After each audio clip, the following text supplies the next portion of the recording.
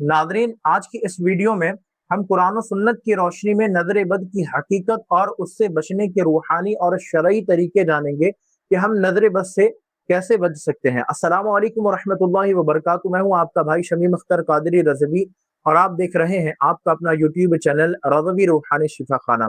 Nadreen, क्या कभी ऐसा हुआ है कि सब कुछ ठीक चल रहा था और अचानक घर में बेचैनी होने लगी हो, काम में रुकावट होने लगी हो, बच्चों की तबीयत अक्सर खराब हो जाती हो, या दिल पर आप भारीपन महसूस करते हो, तबीयत में भारीपन महसूस करते हो, घबराहट महसूस करते हो? नाज़रीन, क्या हर परेशानी नजर बद से होती है? और अगर नजर बद लग जाए तो उससे हिफाजत और उसका इलाज क्या है? इस वीडियो में हम आपको नजर बद की अलामत भी बताएंगे और उससे बचने का तरीका भी आपको बताएंगे। नादरीन, सबसे पहले आप जान लें कि हदीस पाक में आता है कि नजर का लग जाना बरहक है, और जिस इंसान को नजर लग जाए वो इंसान कब्र तक पहुंच जाता है।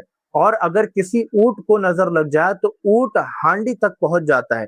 लेकिन याद रखें कि कोई भी चीज बगैर रब तबारक व तआला की मर्जी के नहीं होती। जब वो चाहता है तभी किसी पर नजर, जादू, जिन्नात, आसेब या कोई भी बुरी चीज वो असर करती है।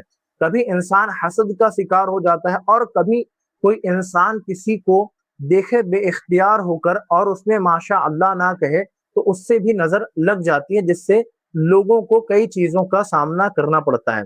नादरीन, ये अलामत मैं आपको कुछ अभी बताऊंगा जो कि मैंने एक्सपीरियंस किया है, और जो नजर बद के मरीजों ने अपनी परेशानी बताई, उन परेशानी को देखकर मैं तीन चार अलामतें आप लोगों को अभी बताता हूं, जिससे आप लोग सुन लें। अगर ये अलामत आपके साथ पाई जाती हो तो हो सकता है कि आपके साथ भी नजर बद का मसला हो।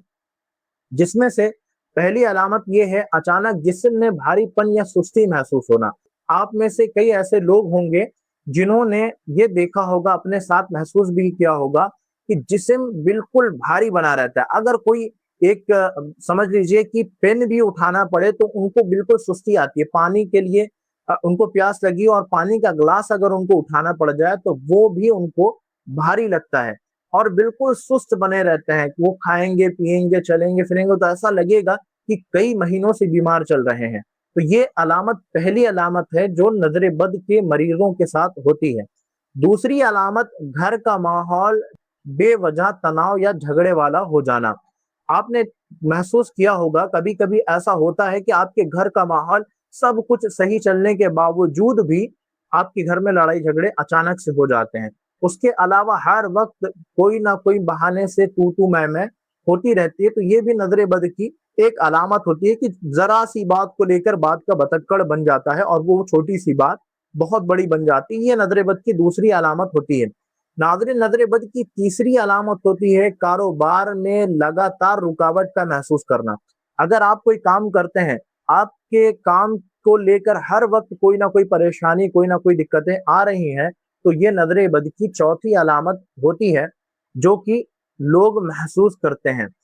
बिल्कुल आप किसी काम के तहत कहीं पर गए हो और सारी डील हो गई हो, सारी चीजें आपसे तय हो गई हो, उसके बाद वो लोग आकर मना कर देते हो या फोन करके कहते हैं कि भाई ऐसा है कि मुझे आपकी डील समझ में नहीं आई, मुझे आपका प्रोडक्ट समझ में नहीं आया। ऐसा है, अगर आप कहीं काम के लिए जा रहे हैं तो वो सब कुछ फाइनल होने के बाद, आपके आने के बाद वो फोन करके मना कर देते हो, या आप जब जाते हो तो भी मना कर देते हो। ये भी नजर बद की अलामत महसूस होती है।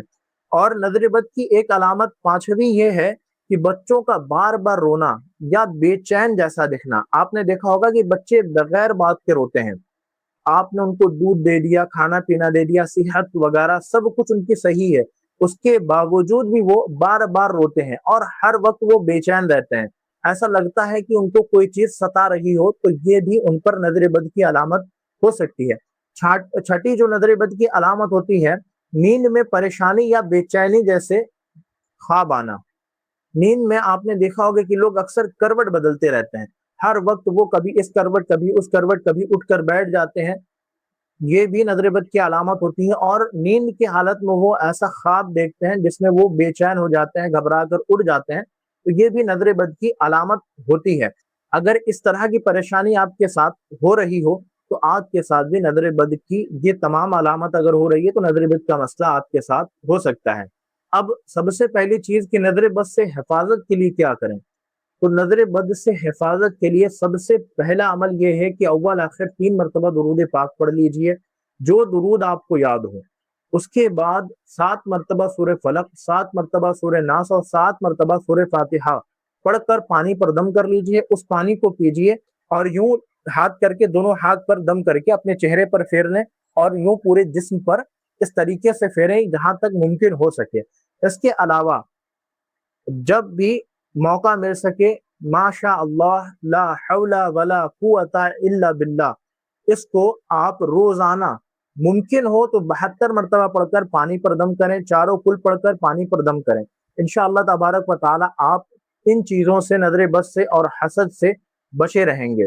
और जितना हो सके नमाज की पाबंदी करें, जिक्र इलाही करने की कोशिश करें। इंशाअल्लाह तबारक व तआला आप भी और आपके घर के तमाम लोग नजर बद से बचे रहेंगे। नाज़रीन, हर परेशानी को सिर्फ नजर से जोड़ देना सही नहीं होता। कभी कभी ऐसा होता है कि डॉक्टरी मसला भी हमारे साथ होता है, तो इस अमल के बावजूद भी अगर आपको फायदा ना हो तो आप डॉक्टर से जरूर राबता करिएगा।